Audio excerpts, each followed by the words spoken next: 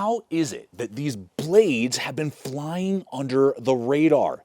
These are Argentinian built, Boker manufactured, Bushcraft knives in their Arbolito series. Now, with the proper Bushcraft knife, you can get a ton of tasks and projects accomplished around camp. And these both, though different, have a lot to offer in the Bushcraft arena, with one big caveat. There are going to be some modifications that you're going to need to do to unlock the full potential on these designs, and one requires a lot more modification than the other. So in this video, I'm not only going to show you what their capabilities are, what modifications are going to need to be done so that you can make a wise choice if these are worth taking on your next Bushcraft adventure or not. If you're new to the channel, welcome. I'm Aaron. This is Gideonstactical. Let's dive in.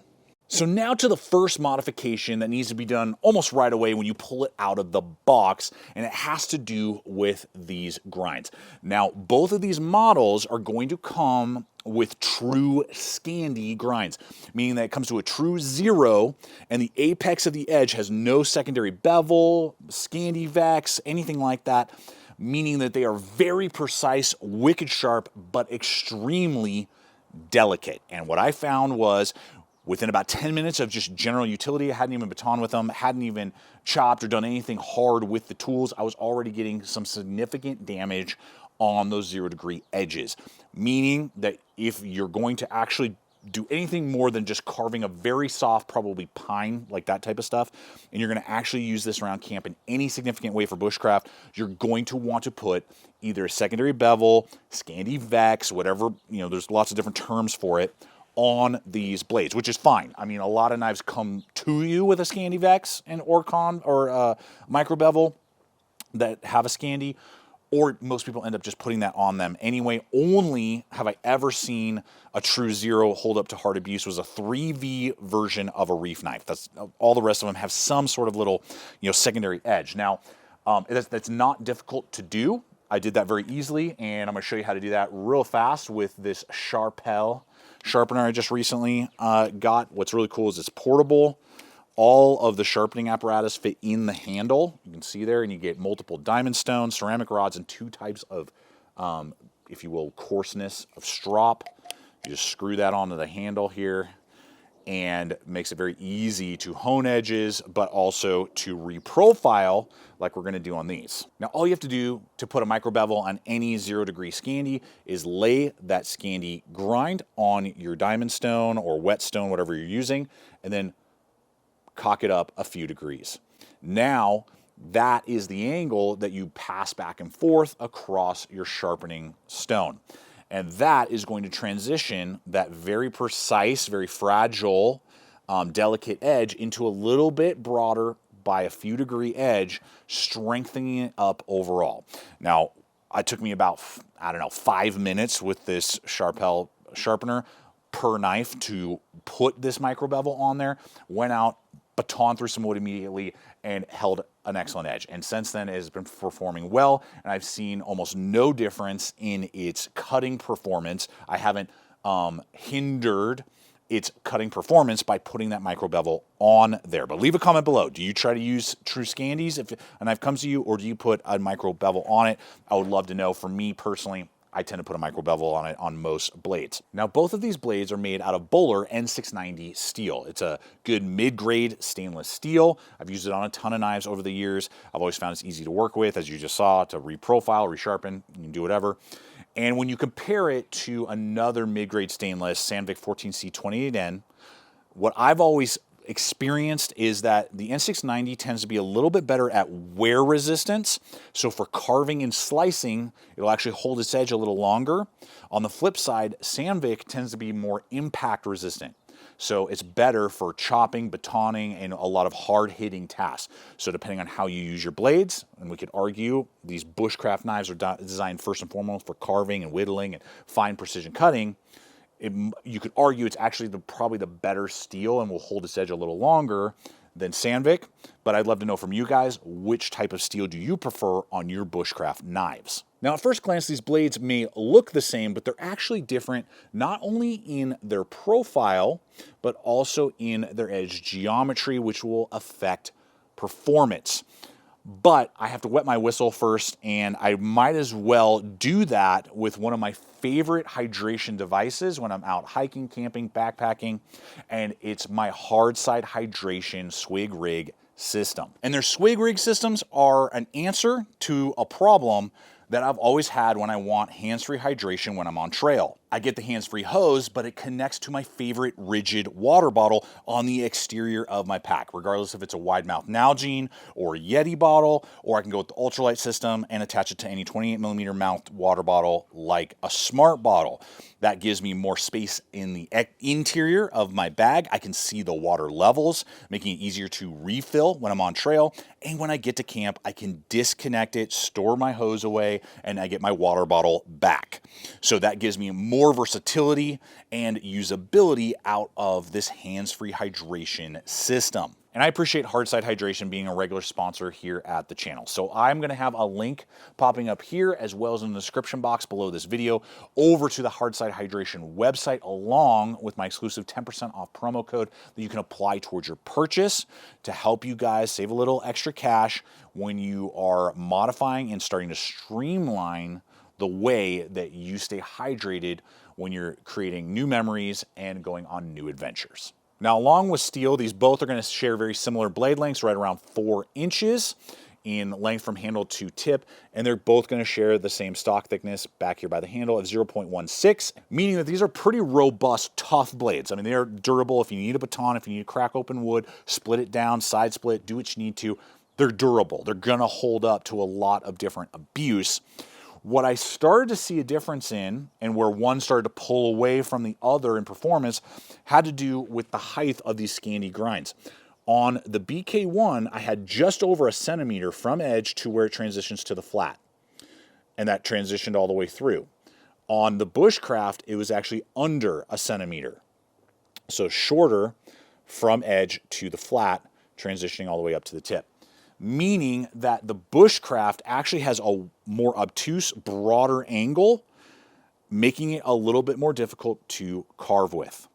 The steeper grind on the BK1 actually made it a better slicing, carving instrument. So we could argue for hard hitting, chopping, and batoning, the Bushcraft will actually outperform, but when it comes to carving and whittling and precision cuts, the grind geometry on the BK1 is actually better in tandem with the different blade shapes. The Bushcraft has a more aggressive, less sweeping belly into a very aggressive tip there.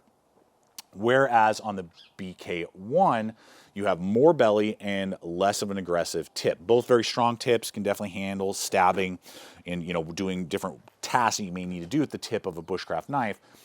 But that in tandem means that this is a more aggressive, like, stabbing instrument with the Bushcraft and more of a slicing instrument with the BK1.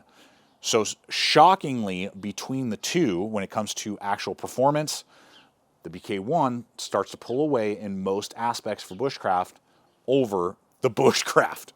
Now, they both have 90-degree spines, so they're going to help you start fires as well. Excellent for that. They just launch them and perform well in that capacity. But leave a comment. I'd love to know what profile, when you look at those, makes more sense to you, and do you like a little bit broader Scandi, or do you like it a little bit higher? Now, these are both going to come with traditional leather sheaths, but in order to get the most out of the carry, there needs to be some modding, in my opinion, and it has to do with high ride versus low riders. And what I mean by that is we have good leather, good density. You got the embossment of the Boker tree logo right there, good stitching. You have a fire steel loop on the Bushcrafter that kind of sticks out, or Bushcraft, sticks out pretty far. It's kind of obnoxious, but it's there. You got a thigh lashing. Then you have a large belt loop right there. Easily could fit like a 2-inch leather belt, and then 2 studs, and then a D-ring. Good tension, holds the blade nicely, slides in and out. So in theory, no complaints there. On the BK1, it's a little bit slimmer profile. You don't have the goofy fire steel hanging out quite as much. just because the knife is like a slimmer profile, but good tension, exact same kind of layout there. No embossment. It's over here on this side. And then you have the exact same belt attachment and D-ring. The problem is they ride real high. I mean, they are like up in your ribs, so you really got to kind of look to try and get it in and then, you know, pull it back out. So the deployment and the reset for these, in my opinion, is not ideal. Leave a comment below what you think. Do you like high ride or low ride sheaths? Now, to mod it, it's not that difficult. These are found everywhere. I will have links popping up over to my Amazon store, but you can find them on eBay. You could probably find them on like Etsy or something. You could get just a little leather strap right here with like 2 button snaps, and that would go right through the D-ring. And now it's gonna ride a lot lower, easier to use, kind of giving you a gunslinger kind of feel and vibe, much more organic for me to carry, and probably for most of you. Leave a comment. I mean, I want to know. And then here's another example, would be like a Castrum. This is a number 3 D-ring. Boom, you just slip that on right there, and then button snaps for your belt, and now it's going to ride a lot lower, easier to carry, and then, you know, deploy and do that type of thing. So good quality leather, just the ride is kind of wonky to me and needs to be modded in order to really enjoy the full potential of the knives. Now, when it comes to ergonomics, one of these may require some modifications as well. Now, when we look at the BK1, we have that nice polymer overmold.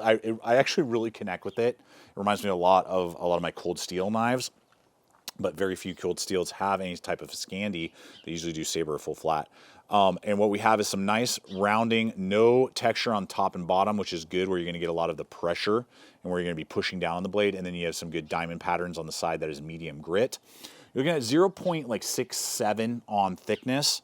Full tank construction with it coming all the way out the back there with a nice large lanyard hole and a little bit of a guard, giving you great tactile feel. You can hold it in every single different grip because it's a very generic kind of broom handle style right there with just a little flare. Give you a little something to do some wrist flicks. I mean, these are light knives. You're not going to be, you know, chopping down trees, but you could shape some wood if you needed to and just do some little wrist flick hacking if you needed to. But, you know, very good to do long push cuts, sit around a campfire and carve, hold the knife in different angles and grips. It's very intuitive, warm to the touch, especially as, you know, winter is coming in colder climates. It's going to feel great in the hand for an extended period of time. On the flip side, what we have on the Bushcraft is an exposed tang there. You got a lanyard hole out the back. You got some nice set screws on either side there, and that micarta handle scale. Now, it does have some jimping up here that the other model does not. I don't know why they did that. A Bushcraft knife, in my opinion, does not need jimping, and in this case, it's a little sharp. We have a crown spine. They did a good job with that. There's no issues there. Very thick on the maximum thickness, like 0.87, so thicker, if you like really beefy, girthy handles, compared to the BK1 right there. Tapers a little bit near the back. Fills out my large size hands. You got a little exposed guard there. The issue comes into play, and where you may need to modify this one, is that the shoulder transitions and angles are really abrupt. And again, for a Bushcraft knife, you're holding it for an extended period of time and putting it in a lot of different angles. You want nice rounding and contouring as much as possible. All the shoulder points around here are sharp and abrupt, so you definitely feel it sometimes depending on how you're gripping the tool.